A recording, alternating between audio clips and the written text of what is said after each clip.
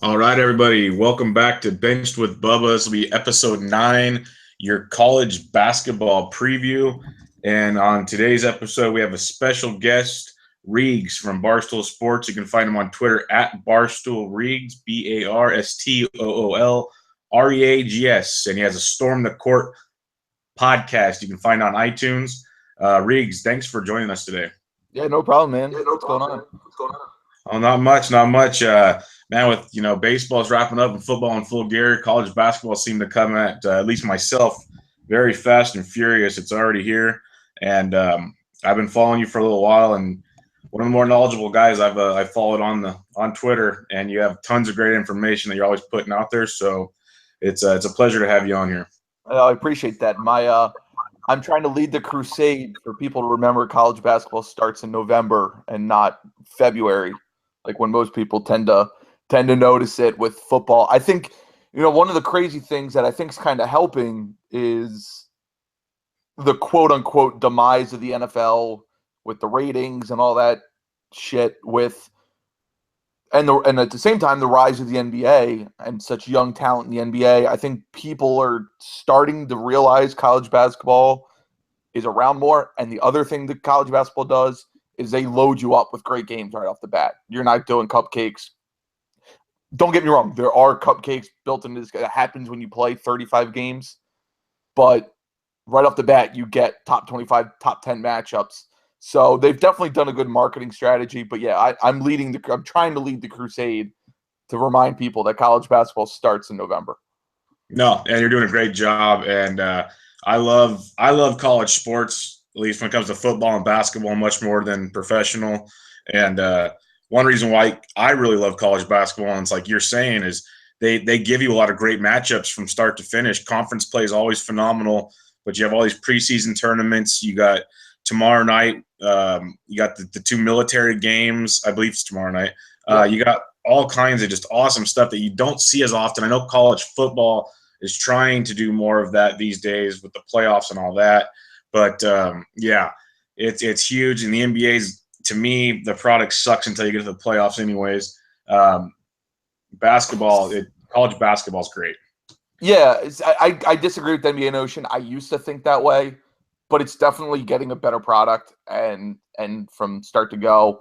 The other thing with college basketball as opposed to college football, like this year, college football week 1, you had a ton of great games, but week 2 was just a dog shit slate of games. Yeah. College basketball, we're recording here Thursday night. Friday night, you get Indiana, Kansas, and Michigan State, Arizona. Well, you don't have to wait 2 more weeks for another good game. Tuesday, you follow that up with games that are headlined by Duke, Kansas, and Michigan State, Kentucky. So college basketball, they're able to stagger their games a little bit better, so there's always at least a quality game on the majority of the time. There's always at least a quality game on to draw your interest. Oh, yeah. No, week in, week out, you have multiple nights a week where there's something definitely we're checking into. And don't get me wrong, I'm not saying the NBA is complete garbage. I just think there's a lot more opportunity and nights where you'll see so-and-so, like teams take a night off basically, than where in college basketball, these kids are playing their ass off all the time. And I really enjoy watching them play. I wish they could hit free throws a little better, but that's a whole nother story. That's more of a gambling anger. And I never understood why they keep fouling down 15 points, but that's just me. Let's get into this. I noticed on one of your more recent articles, there's some rule changes coming up this season. I know like a year or two ago there was new rules in the lane and other stuff. What are they going with this year? It's nothing too crazy. You probably won't notice too much of it. Like last year, the big thing was obviously getting the shot clock from 35 to 30 seconds. That was a noticeable change. This year, it's last year they also cut out coaches could not call timeout in live ball situations. This year, they're allowing them call timeouts when your team is inbounding the ball, which I'm not a fan of. I don't think coaches should be able to call timeouts at any point unless it's a true dead ball situation. I just think it takes away from the flow of the game. A player should kind of have to make that call of timeout or not. A coach can see the play develop from the sideline and immediately start calling timeout at the 2-3 second mark because he's obviously seen the whole floor a little bit clearer. Usually there's not a defender in his face. So that's kind of the big one. I don't like it. Like I said, when you watch like Olympics and the NBA, the flow is just so much better because of the lack of timeouts and the lack of coaches meddling with the game. These guys are good enough to play Division I basketball. They've been playing their entire lives. Just let them handle timeouts. It's not that big of a deal. Other big one you'll see is in the Big Ten and MAC. They're messing around with the replay on block charges calls in the last 2 minutes of the game. They can go and see, was he in the circle? Was he out of the circle? I hate it. It's the dumbest thing I've seen. It's going to draw games out just so long. Replaying basketball is tricky because it's so bang. It's not like football. It's not like baseball where, flow of the game's a little different there. Obviously, football plays 7 seconds. You wait 25 seconds to the next play. Basketball, it's up and down, up and down, up and down. If you're going to review a block charge call, which is just the dumbest thing in the world, it's just going to drag the end of the games out. Refs just need to stop rewarding flops and charges. I never think it's as tough as a call as people make it out to seem. You can tell when a guy's there or when he's not. Very few times is it truly bang call. I think replay, it's just going to – I don't see it going any longer than this year, but some of those Big Ten and MAC games are going to be brutal to watch down the stretch. Yeah, no, that one, I heard something about the timeouts, and yeah, I agree with you. It just totally plays with the flow and different things like that.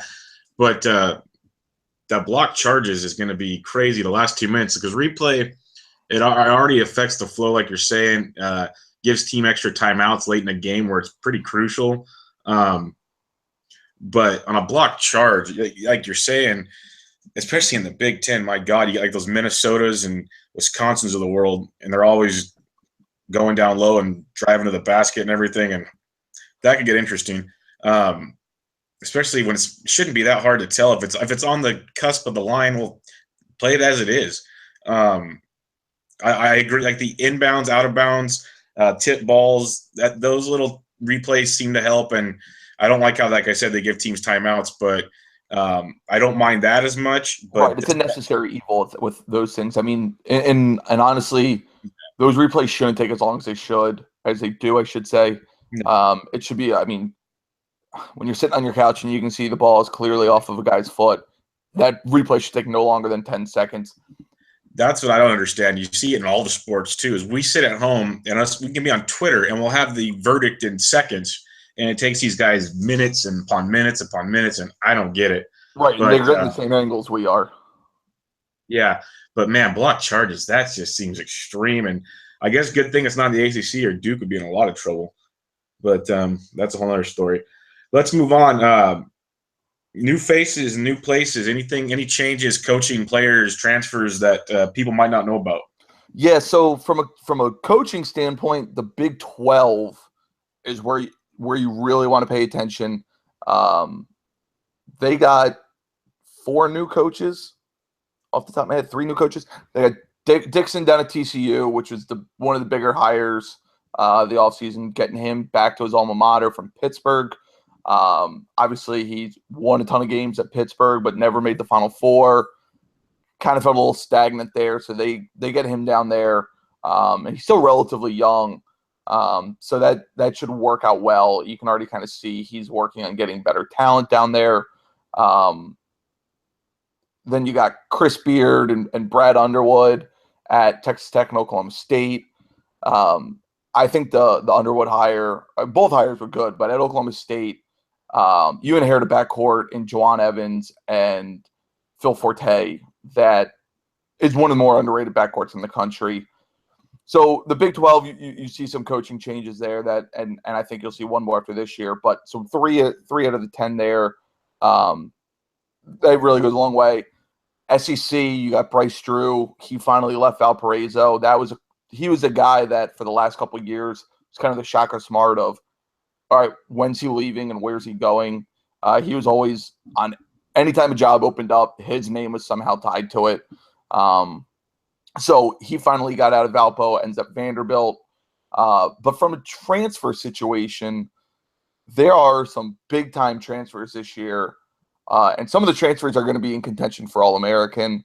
The two that are really that would be in contention for All-American, Austin Nichols, who sat out last year, was at Memphis, went to Virginia. He was a late transfer 2 seasons ago. He was like a July transfer, I think it was, when he decided to leave Memphis. He's a guy that can protect the rim. He was 3rd in block shots as a sophomore at Memphis.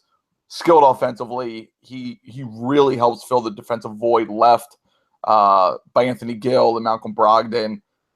He'll be that rim protector. And between him and London Parentas, you now have an inside-outside game at Virginia on the offensive side of the ball. And then out west at Gonzaga, they got Nigel Williams-Goss from Washington. Again, he sat out last year. This kid was a McDonald's All-American. He's a taller, really good point guard. And Gonzaga's had success in the past with Dan Dickow transferring from Washington to Gonzaga. So this is something they're used to. He's a guy that can really contend for second, third team All-American because Gonzaga's gonna be good and he'll put up the stats. You know, he can beat you by getting to the rim and scoring. He needs to improve shooting a little bit. But Gonzaga's a team full of transfers, obviously led by Williams-Goss.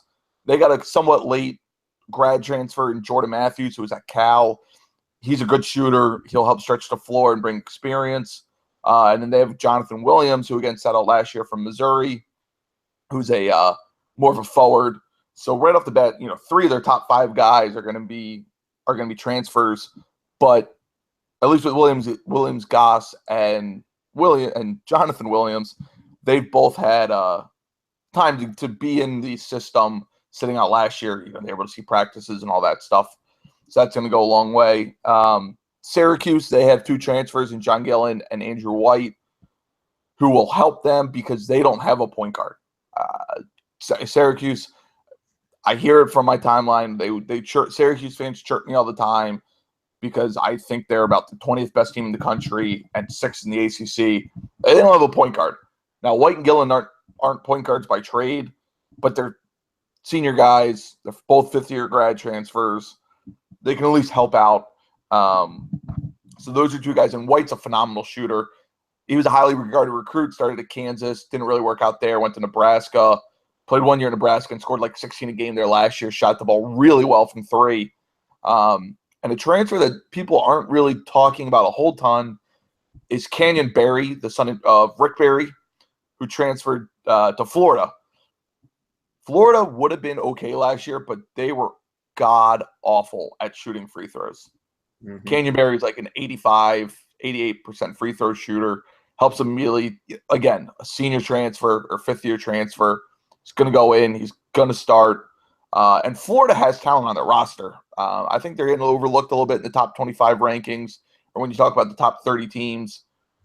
They still have Casey Hill, who's an experienced point guard, which goes a long way in college basketball. Igbandu, who's their big guy, Kayvon Allen. So they have talent on that roster. Barry will help just kind of solidify, be another scorer, shooter, which they kind of need. So those are the transfers that I'm really kind of watching. Well, damn, it sounds like Gonzaga is completely rebuilt there, which is good to see because we'll get into it later. They technically are a mid-major, but I don't think they're a mid-major anymore. Right. But and that's why they can rebuild like that. Most mid-majors, there's no chance in hell you're getting one, if not all 3 of those guys. Yeah, exactly. And it'll be good. I'm really glad I didn't know about that Virginia one you mentioned because they're great to watch. They're great on defense, but that offense, man, and now with Brogdon being gone, there were certain games you'd watch and it would just be so – it was like how they make fun of Big Ten football, the way it's so slow and running the ball. Virginia offensively, certain games was rough, really rough. Well, what's weird is they're very efficient on the offensive side of the ball. They just take forever to go. They want to slow the game down. It's almost like that Hoosiers mentality where it's everyone touches the ball and then we shoot type. Yeah. So, yeah, no, that makes sense. I get it. That makes sense. And that Jamie Dixon, I'm really looking forward to that because I know he did his thing at Pitt, couldn't quite get it done, and it's always interesting to see a guy go back to his alma mater like that. So that should be pretty cool to see, especially in the Big 12. Let's now talking of the big conferences. There's 7 or so big conferences in college basketball. We don't have to go super deep unless you're feeling like it, but let's get a quick run through. We'll start with the ACC. What are you thinking of them, kind of the top teams and whatnot in that conference? Yeah, I mean, this one you have to go deep in because there's 12 teams that can make the NCAA tournament. They could break the old Big East record for most teams in the tournament. Obviously, at the top, you kind of break them into tiers is the way I kind of look at it. And a tier by themselves is Duke. Obviously, when they're healthy, they're the best team in the country, most talented team in the country. They're still in the tier by themselves. And you go after that, and like 2 to 7 is wide open when you look at the likes of Virginia, Louisville, NC State, Virginia Tech, Syracuse, North Carolina. You could put them in any order, and I would believe it. And then after that, those are teams I could see really contending for the ACC title. After that is a group that I don't see winning the ACC title, but they're tournament teams. Again, they could finish as high as 3rd or 4th, and I wouldn't be surprised. And they could finish 12th, and I wouldn't be surprised because that's how deep this league is. But those are the Clemsons, Miamis, Clemson, Miami. You look at Notre Dame, Florida State. Those teams that they'll be in and out of top 25, but they'll still be like 10th in the ACC. It is a phenomenal league this year, and by far the best conference in America this year. That's great to hear. And that'll make what is it usually, like Mondays and Wednesdays or whatever they're big on? Yeah, are they Thursday? No, they're Monday, Wednesday. Monday, Wednesday on ESPN. That means their matchups almost every time will be great. If it's that deep, that means you wouldn't be surprised, like you're saying, if like the 11th best team knocks off the 3rd best or something. No, because I mean you're still probably talking at that point. The 11th best team. You're looking at like a Florida State, who would probably be on the bubble for the NCAA tournament, playing like Louisville or something. Yeah, Louisville, who's probably like 12th in the country. That's awesome. And again, that's what I was talking about earlier. That's what makes college basketball so great. Is it's just the depth of college basketball is unreal. Now, Duke had a couple big injuries this off season leading up to the season. I know they're going to get their guys back and whatnot, but you don't think that's going to take them out of the running as best in the country? No, because they'll be back healthy at some point. None of the injuries yet have been incredibly serious. You worry a little bit about Harry Giles with his just knee history, but if he can give you 20 minutes a game, I mean, before he tore up his knee, he was considered the best prospect in the world a couple years ago, and that includes Ben Simmons, even Karl Anthony Towns. He was that good, or is that good, I should say. So, and they're still just so deep. I mean, coming off their bench, you look at, they're still going to have a McDonald's All-American in Frank Jackson coming off the bench, McDonald's All-American last year, and Chase Jeter, Luke Kennard, another McDonald's All-American. They're going to have 8-9 man roster that you can play, and they're not going to be going from number 1 to number 10 in the country or anything like that. The talent's still there. They might look a little bumpy when everyone's back, just kind of feeling each other out. But, I mean, helps having Krzyzewski at hand. He's obviously the best coach in college basketball. So I'm not worried about them at all. Okay. Last question on the ACC, then it's on Duke as well. So you're saying they're as deep as they are, which I've read and seen elsewhere. I hate to be this guy. How would you compare them to that Kentucky team that was like 10 deep? I still think that Kentucky team was better. I mean, especially when you look at like the depth in the front court, and again, there wasn't injury problems with that Kentucky team. True.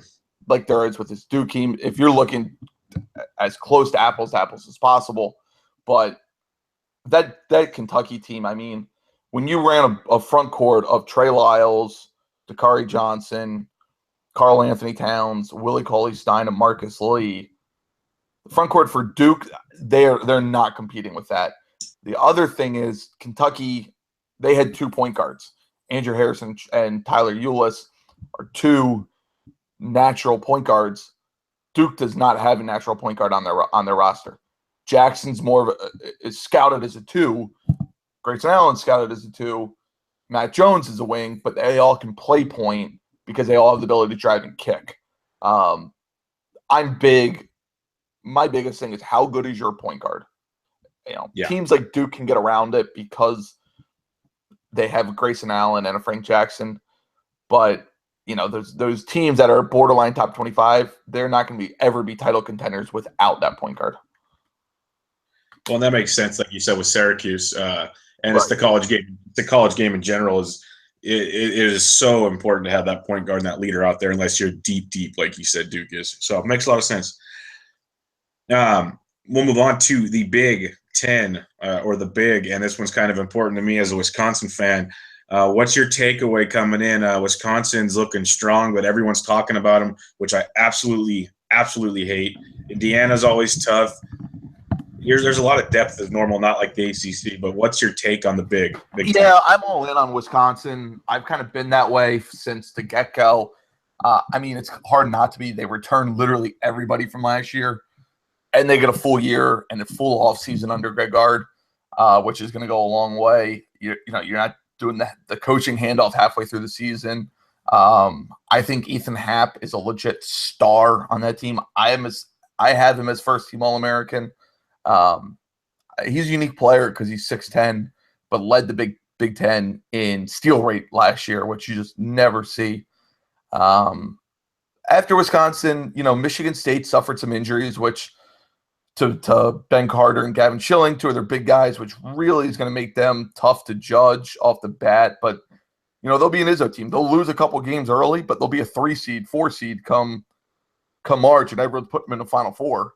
Always scary. Yeah, so, I mean, I think Wisconsin wins that conference by about 2 games. Michigan State right behind them. Indiana, again, they have point guard questions. Yogi Ferrell meant so damn much to that team last year. They're trying to play Josh Newkirk, who's a transfer from Pittsburgh. I like the pieces they have. I really like OG Anunoby.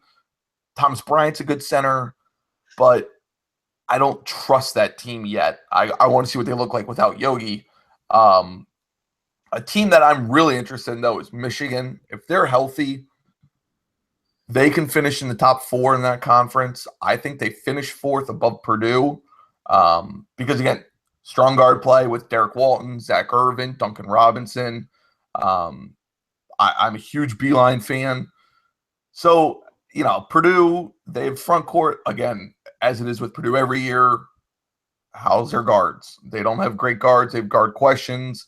They're relying on Spike Albrecht, who's coming off of injuries, and a grad transfer from Michigan. So I'm not as high on them as a lot of other people, but I really think it's Wisconsin's to lose. So I saw somewhere today, little gambling angle here. Wisconsin was like plus 220 to win the Big Ten or something. You actually think that's pretty decent, what you're saying? Oh, yeah. I mean, you're getting 2-1 odds on a team that I think is the 6th best team in the country. Yeah. And like I said, I really think now I'd have to look at schedules because, again, it's always an unbalanced schedule. Who do you get at home? Who do you get once? Because that's the one tricky thing with unbalanced schedules is, hey, a team that might get Minnesota and Rutgers twice, you're getting those teams once, and then you're having to play, Purdue and Ohio State twice instead. Mm-hmm. That just the margin for error just kind of sucks there. Because you're taking advantage of, again, you can only play who's on your schedule, but you're kind of taking advantage of that. But yeah, I would like Wisconsin at plus 210. Okay, good to know. Because I was surprised to see it that high with, like I said, all the talk. It seems every person I've heard or read is on Wisconsin. So I was surprised to see that number. So that's good to know. Moving on, SEC. Everyone knows them as the football powerhouse. Basketball, like you said, Florida looks like they'll be good. You always have Kentucky, of course. That's a no-brainer. What's the outlook outside? We'll let you start with Kentucky and then go from there. I mean, it's Kentucky and everybody else. Yeah. Kentucky, again, another loaded roster. Not shocking when you look at the All-Americans they're bringing in.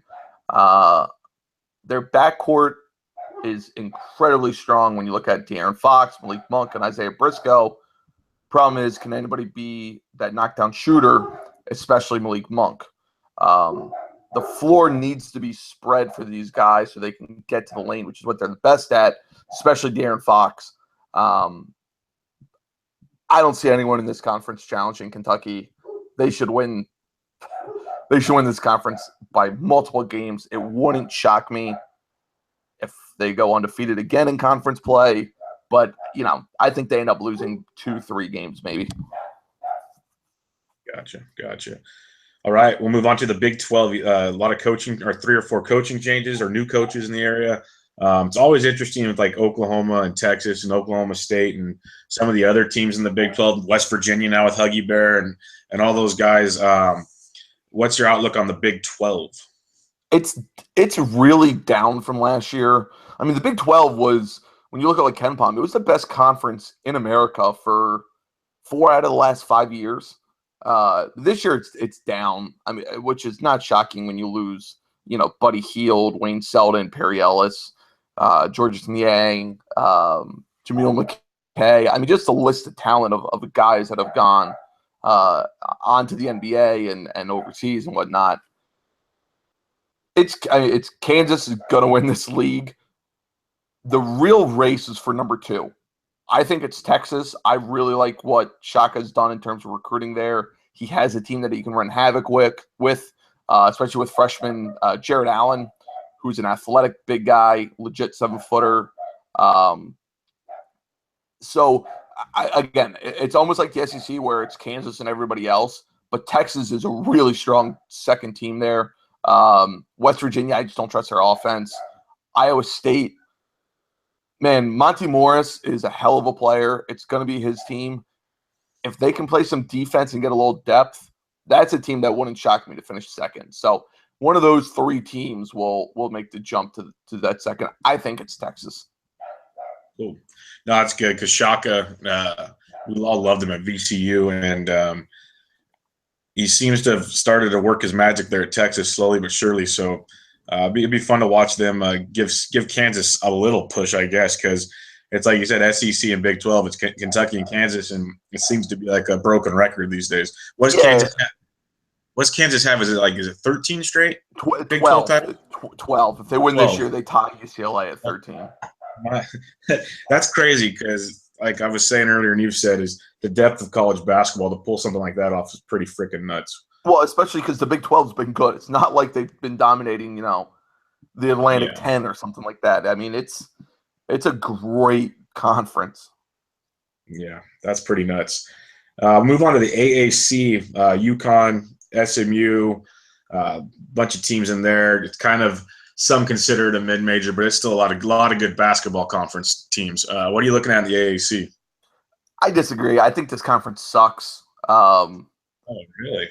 Yeah, I think it sucks. I mean, there's the bottom of that conference is just utter garbage. UConn, Cincinnati, those are your top 2 this year. Those should be your top 2 every year. But again, UConn, I think, is a little bit better than Cincinnati, but they're both fringe top 20 teams. It's not like you have that bell cow. I mean, yeah, you can say, well, UConn won 4 titles since, 99 or whatever, but they won 1 as an 8 seed. They won 1 as the worst in 11 when they played Butler. It's a 3 seed. It was the worst finals game ever.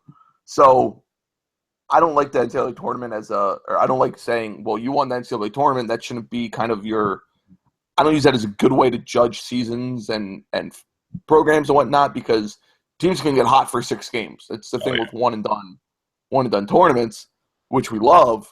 But I mean, was UConn really the best team when they beat Kentucky and not a chance as a 7 seed? So yeah, exactly. I don't think either of those teams were the best teams in the country. Whoever won.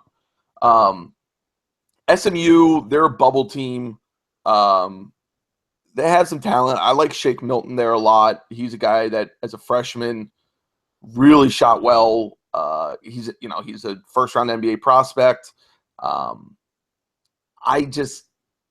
After that, it's garbage. It should be a 3-team league. Temple's down this year. Houston's down. I just don't like that conference. And it should be UConn and Cincinnati every year. They should be head and shoulders above everybody every year. But hell, they finished 4th and 5th last year. So it kind of shows that, hey, maybe these programs aren't as good being in the American as they were in the Big East. UConn's still getting top talent. Cincinnati, It's not like they recruit great.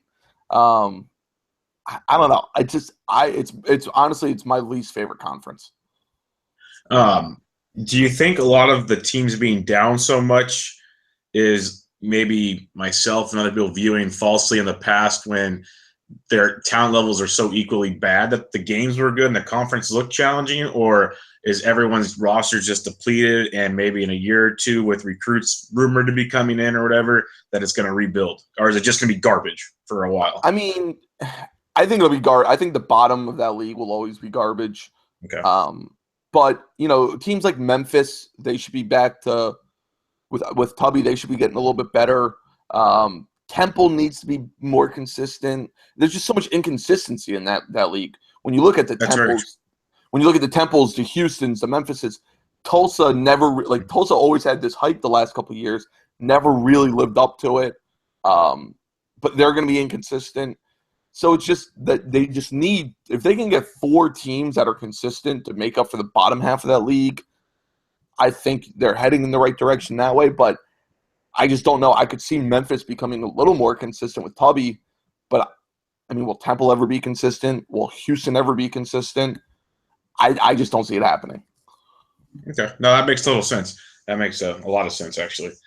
Let's move on to the Big East, which used to be still is pretty good, college basketball powerhouse. Not quite what other conferences are now, but you know what I mean there. What are you looking at in the Big East this year? Yeah, I think that's kind of a narrative that people say that I don't see anymore.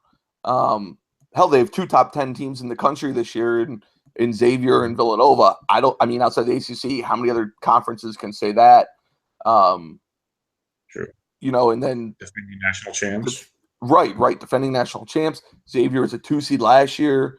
They send 5 teams to the tournament every year. So it's not, the Big East always kind of got this knack because it wasn't the old Big East, which is fine.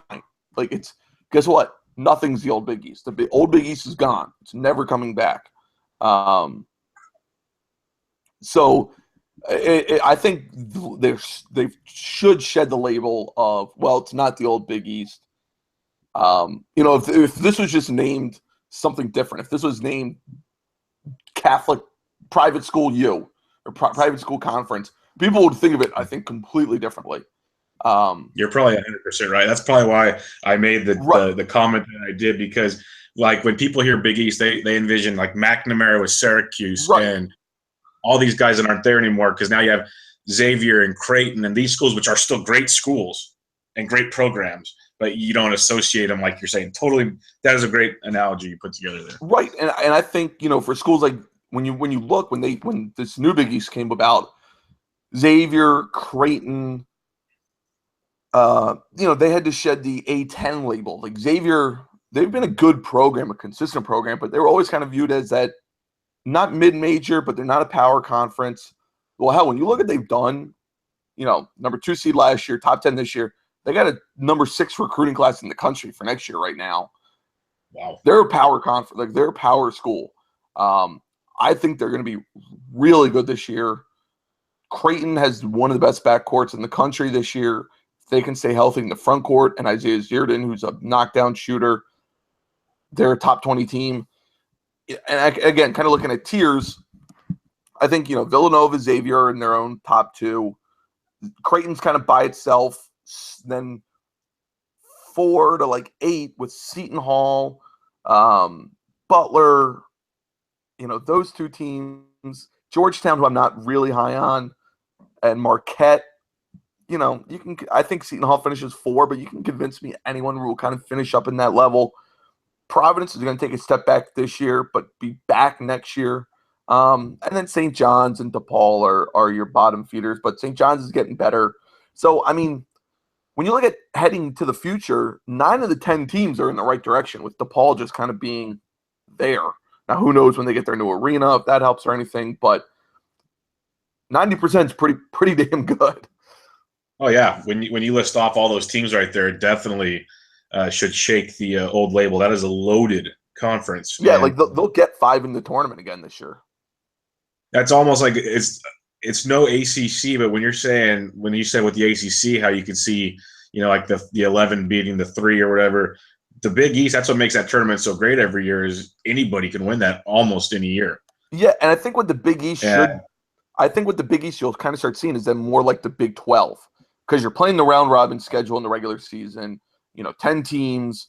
You do have your flag bearers in Villanova and Kansas, but teams like Oklahoma, who have somewhat of a history, teams like Texas, who have somewhat of a history, teams like Iowa State, Oklahoma State, all those teams have a little bit of a history, and they've competed every year. I mean, they've been 2 seeds, they've been 3 seeds, they've been the Final Fours. Well, the Big East is starting to get that way. Xavier will make a Final Four soon. Creighton, they're kind of like Oklahoma, where they have a little bit of history. They'll be a 2-3 seed. Marquette has history. They should be back. Georgetown has a ton of history. So I think you'll see them almost turning more into the Big 10 than the ACC. Or, I'm sorry, Big 12. I like that, and I didn't know. I've known Xavier. Xavier's been a really good team for years, A10 now, but that number 6 recruiting class that might even get better, that is crazy. Yeah. Only in the fact when you think of it compared to all the other comp schools in the nation, and the kids are actually choosing to go there, which is awesome to see. And that's just going to make them, like you said, 2 seed last year, preseason top 10. Obviously, it's only going to make them better. That's awesome. I did not know that. That's great. All right, last major conference we will get into here is the Pac-12 coming out west. You got Cal still hanging around there. Oregon was the darling of the league last year. Arizona's always hanging in there. What are you seeing in the Pac-12 this year? Oregon. It should be Oregon's to lose. With it was supposed to be a real 2-horse race with Arizona and Oregon, but Arizona's just had so many question marks, and they still have question marks. I mean, they lose Ray Smith, which is one of the saddest stories in college basketball. And I mean, the season hasn't really truly started yet, and the kid had to retire from basketball at the age of 19. I think he's still 19, just from 3 ACL injuries. So, that sucks. He was going to be a hell of a player for them. You have the Alonzo Trier situation where he's not. I mean, the rumor is he's suspended with PED use. People think it's Adderall. Who knows when he comes back? He's not in Hawaii right now. I mean, he's a guy that decided to come back to college instead of going to the NBA last year. And then you got Chance Comanche, who is a 6'11 center. He's suspended indefinitely for academic reasons. So right off the bat, there's 3 guys that were going to be in the rotation. I mean, they're still going to be talented. They're still good. They still do have talent. But there's so many question marks that they're back from Oregon now. It's Oregon, and then a jump to Arizona and UCLA. UCLA is an intriguing team this year. Lonzo Ball is the guy that they needed. He's a natural point guard. He's a playmaker. Lets Bryce Alford move off the ball. You have another McDonald's All-American in TJ Leaf. Isaac Hamilton, who scores like 18 a game, is there.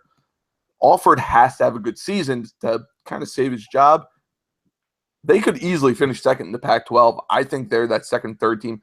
And then it's open after that. Can Fultz lead Washington, Colorado, Oregon State? They'll be down a little bit, but there's a lot of question marks in that conference. And even with Oregon, I mean, Dylan Brooks, who's their best players, had a foot injury and hasn't even played yet, and they're not really sure when he's coming back. So there's question marks up and down that conference. Okay. Yeah, no, it's been a weird conference in the last few years, because it's usually Arizona's to take, and then you always get some random teams making an effort to take it, Right. and then teams that are supposed to take it just disappear. Like UCLA with Alford has been so disappointing. USC was disappointing recently. A handful of teams are they're just shocking. Pac-12 is a very weird basketball conference, and I see it a lot out here out west. Very odd conference. Let's move on. Yeah. It's just weird. Like I said, it's the one conference that has question marks up and down the entire conference this year. Like you said, if Brooks doesn't come back healthy for Oregon, then who knows who shows up and wins the conference? It could be way up for grabs. All right, let's move on to some mid-major. This is the talk of, especially when it comes into February and March, but nowadays it's the talk a lot sooner with some of the talented ones. Like we said, technically Gonzaga's a mid-major, but they don't count. In the old days, you could have said like teams like Xavier, Wichita State, I don't consider a mid-major anymore. So many teams like that. Give us a couple maybe that people they're gonna make big runs, and then some that might surprise you and show up out of nowhere. Yeah, I mean, if you look at Gonzaga's conference, the WCC, St. Mary's is a good team this year. They're a top 20 team in the country. They returned everybody from last year. You know, they were a bubble team last year. What really cost them was their non-conference. Well, they're coming to Dayton next week. They kind of upped that a little bit. So that's a team that should be a relatively decent seed in the NCAA tournament as long as they take care of business non-conference. And then WCC, they can get one from Gonzaga. You know, if they split the regular season and lose conference finals, they should be safely in. So St. Mary's is probably my favorite quote mid-major. You look at Valparaiso. Yeah, they lose Bryce Drew, but Alec Peters is back. He's a guy that they run their offense through him, and he's a forward center, but he can shoot the shit out of the ball. I mean, he's one of the most pure shooters in college basketball. He's good enough to carry that team. You know, they kind of suffered some heartbreak in the Horizon League tournament last year. They pushed Maryland a couple of years ago in the NCAA tournament. That's one where Peters is good enough to get them there and potentially win a game. The Ivy League has two teams this year. You know, they were three really, but Yale losing Mekhi Mason to foot injury for the year kind of pushes them back. And Harvard and Princeton are two teams that people should pay attention to. They're both receiving votes already in the top 25. They're two teams that, unfortunately, I don't think they'll get an at-large.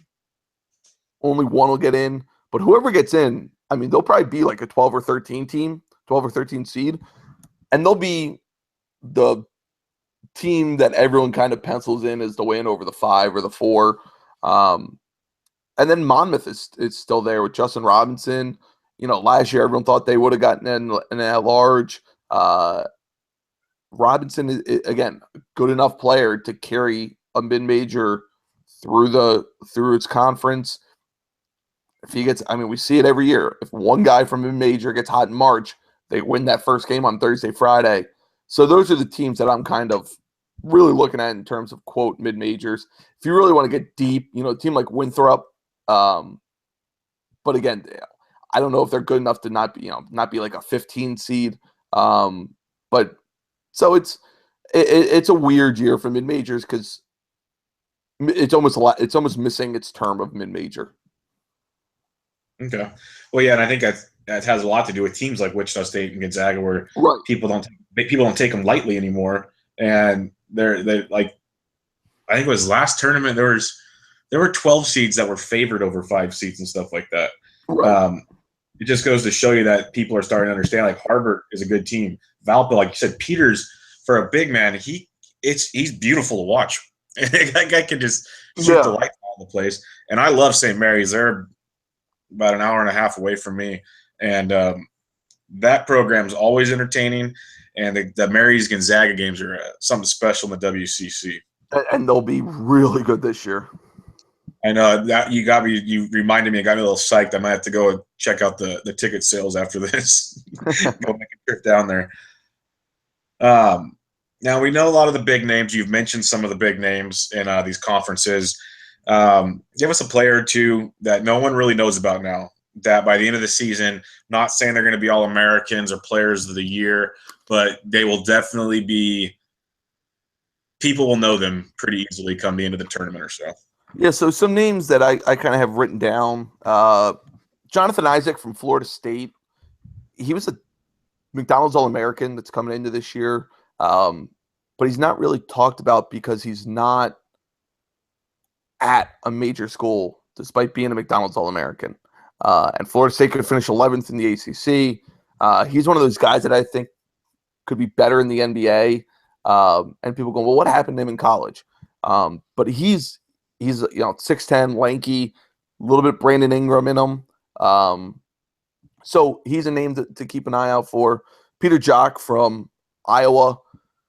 He was like the fourth banana last year on that team. Well, everyone's gone except for him. He might get 20, 25 shots a game. So he's going to put up ridiculous stats. At Arkansas, Moses Kingsley. He might win SEC Player of the Year.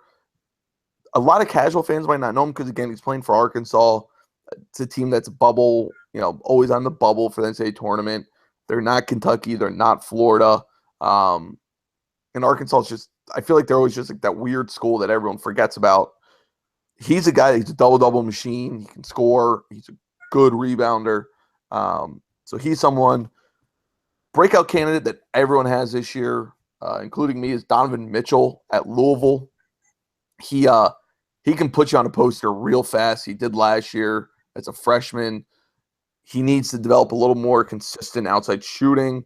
But the way that Louisville runs, that offense is going to be balanced. He's going to be a guy that you need to know in the ACC. And sticking in the ACC, every year at Notre Dame, we see somebody make a jump. We saw it with Jerian Grant. We see it with Demetrius Jackson. This year, it's VJ Beachum. He's been a starter the last two Elite Eight teams. He averaged double digits. This year, it's kind of his team. I think you see him make that same jump that we saw Jackson and Grant make. So those are the ones that I had written down off the top of my head. No, that's awesome.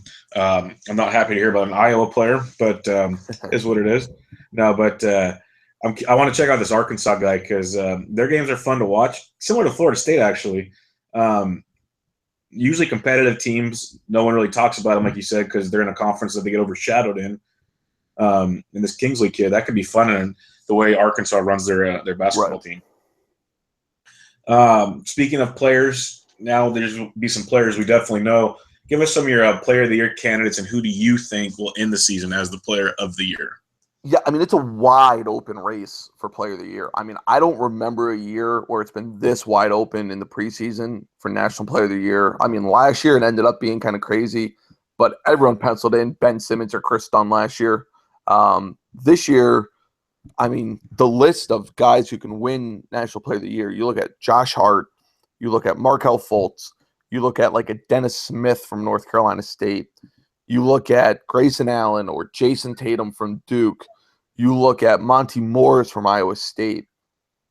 And what makes it weird this year is the top 10. Like when you look at who wins National Player of the Year, it's the best player on the best team or a guy like Jimmer or McDermott who just put up, 28 points a game and they're well known. Well, this year's a little weird because Grayson Allen might not be the best player on Duke.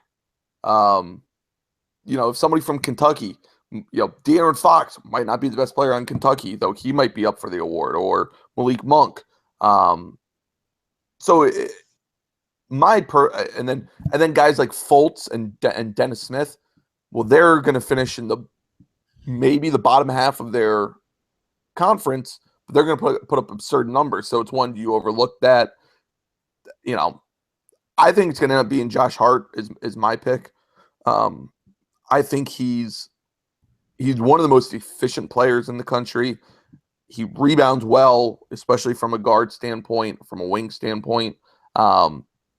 He's not going to blow you away with points per game. He'll average like 16, 17 points a game, but Villanova's going to win 30 games. He's the best player on that team.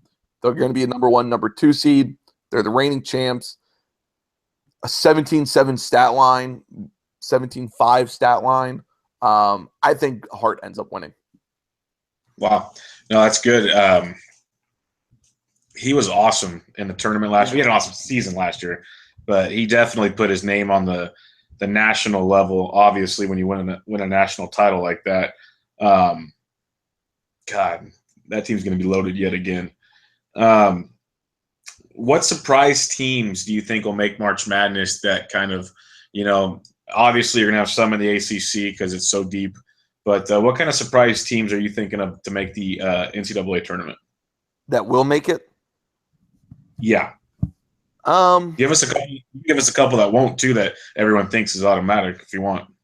See, that's tough to think, like, who's not going to make it that's automatic, because it's so hard to picture. I mean, there's so many at-large bids. It's hard to picture somebody not getting there. I could see someone like Georgetown not making it, and they're just thought of as almost a staple in the NCAA tournament. Whatnot. It wouldn't surprise me if they don't make it. Teams that could make it, you look at like Washington. That roster's not great, but Fultz is that good. He could carry them there, like a Kemba Walker type. As a play-in team, or a top 10 or number 10 seed or something like that. In the SEC, I don't know. I don't think anybody will really surprise you from there. I think you're just looking at a 3-team Big East. Butler, I don't think they're shocking anybody if they get in, but Marquette could get hot and get in. If they finish 4th in that conference, again, they can kind of take advantage of how open it is after the top 2 there. They're kind of the top 3. The ACC, I mean, Florida State really would be the only surprise, but hell, like I said, you can get 12 teams in that conference in there, and it's not going to shock anybody. Yeah. I know I said I hate using the term mid-major team that even if they win their conference doesn't have to be that big of a surprise, but that can make it to the tournament that you actually think can make a run, like like Wichita State did in recent years, or Butler or stuff like that. I mean, the only teams I can see doing that is Gonzaga or St. Mary's. Okay, that's I don't think anybody's that good to make a run from the obvious ones. Yeah, and it sounds like this year that some of these power conferences, the top heavy teams are very top heavy this year, where it's going to be a lot tougher than those years to knock them off. Yeah, exactly. All right, let's get to the meat and potatoes here. Give us your Final Four prediction and your title game winner. Obviously, it's so hard without brackets or anything, but I'll go. My Final Four will be Kansas, Kentucky, Duke, and I'll go Wisconsin as my 4. And I have Kansas over Kentucky in my title game. Nice. Okay. I got one last question for you. We talked about how crazy – I could ask you a ton of more questions, but we talked about how crazy this opening weekend is. And one thing I really love about college basketball is these early season tournaments. Yeah. Like you got Bahamas, you got Atlantis, Hawaii, so many, NIT, all of them. What is the one you're looking forward to the most? I know I didn't put it on the schedule, but I have a feeling you have a rough idea on something. It has to be Maui this year. I mean, Maui this year has Oregon, North Carolina, Oklahoma State, Wisconsin, I think, is out there. So that is an unbelievable tournament this year, which they need because Battle for Atlantis has been getting better than them the last couple seasons. But this is the one that they really need. that I'm looking most forward to. I mean, Tennessee, yeah, they're not going to be great, but UConn's out there, Georgetown's out there. So I mean, you're looking at a possible UConn, North Carolina, and Oregon, Wisconsin semifinals. Three of those teams are in the top 10. That's awesome. Yeah, I mean, one of those teams could potentially get 2 top 10 wins in 3 days. So I would say Maui is the one that you really need to, if you can only watch one, go Maui. Battle for Atlantis, it's good this year, but it's just so hard to pass up the Maui. Battle for Atlantis, you got Louisville. I mean, this is the one last year where Syracuse was there and made a run and won it last year. This year you got Michigan State, Baylor, VCU, Louisville, Wichita State. So there are only 2 ranked teams there right now. I don't love the field, but I mean Maui's unbelievable. Yeah, when you start naming off 3 top 10 teams and then the surrounding cast there, my God, that thing, right. you almost couldn't fill up a region in a bracket that good. Right. That is crazy. Well, awesome. That about wraps up the outline. Wraps up. You gave the best Cliff Notes version of a preseason preview we could do. There's, like I said, so much more we could talk about. I'll definitely have to have you on again some other time later in the season or something. Yeah, absolutely. I'll let you say it. Where can these fine folks reach you and hear more of your stuff? Yeah, you can follow me at Barstool Reags. It's Reags, all one word. I'm on Barstool Sports every day, Monday to Friday, sometimes Saturday during the season. I have my own podcast with Terrence Payne from NBC Sports, which is called Storm the Court PC. We're on iTunes, SoundCloud, Stitcher, all that good stuff. That site or that Twitter handle is Storm the Court PC. We have some great guests on there, some former players and whatnot. So, yeah, you guys find me there. Like I said, I'm on Twitter quite a bit, trying to tweet out as much as possible because there's always a game on, it seems like, especially early. So, yeah, Barstool Reags. Yeah, no, and I can't say it enough. He's on there a lot. Lots of good information, very interactive, lots of articles. I think seems like at least one a day almost at times. At least if not more. Always good content. If you guys got time to kill or you're curious, he's pretty much previewed almost every conference out there, especially the big ones. Give a quick read on those. Lots of good stuff. The podcast is great, especially for all college basketball fans. Check him out. Reags, thanks again for coming on. I appreciate it. Yeah, thanks for having me. And we definitely will do it again sometime. And everybody, that was Based with Bubba, episode 9. Check us out, thesportsdjs.com, and we will see you guys later.